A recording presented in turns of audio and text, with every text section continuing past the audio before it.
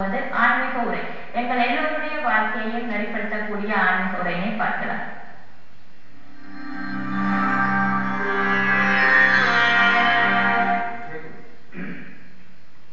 ஒரு சிற்பி ஒரு கோயில் கட்டுவதற்கும் ஒரு கோயில் கட்டும் பொழுது பல கற்களை பலவிதமாக உபயோகப்படுத்துவார்.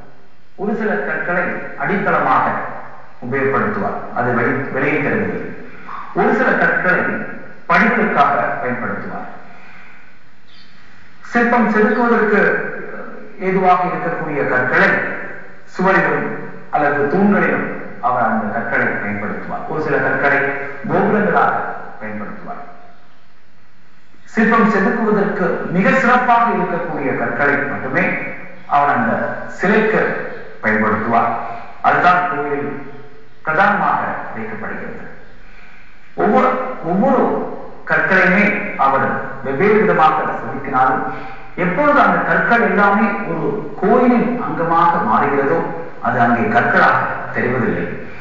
அது ஒரு கலைக்கூடமாக, சிற்பமாக, உயிருள்ள ஒரு தெய்வமாகத்தான் அங்கே தெரிகிறது.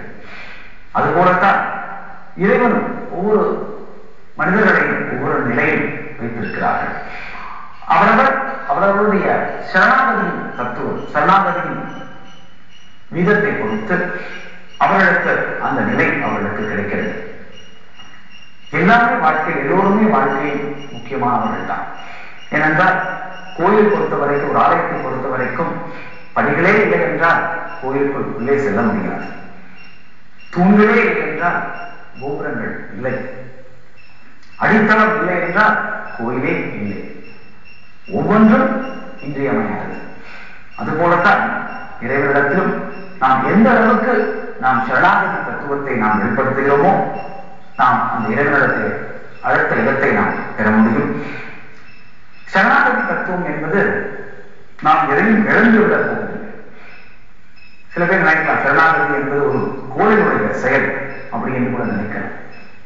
அல்ல, நாம் சரணாகதி அடைவதனால் தான் நமக்கு சுதந்திரமே கிடைக்கிறது. ஒரு வீரனுடைய புத்திசாலித்தனமான செயல்தான் சரணாகதி. ஒரு வீரனுடைய புத்திசாலித்தனமான செயல்தான் என்ன? சரணாகதி. நாம் சரணாகதி அடையும் பொழுது நம்முள் இருக்கக்கூடிய தேவையற்ற குணங்கள் எல்லாம் வெளியே போய் நம்முள் இருக்கக்கூடிய அன்பு, இரக்கம், இது போன்ற உயர்ந்த குணங்கள் நம்முள் உருவாகிறது. இறைவனுக்கு நாம் நம்மை சரணாகதி அடைய செய்து வாழ்க்கையில் மிக உயர்ந்த நிலையை நாம் பெற வேண்டும் என்பதை ஒவ்வொரு ஆன்மீகவாதிகளின் கருத்து.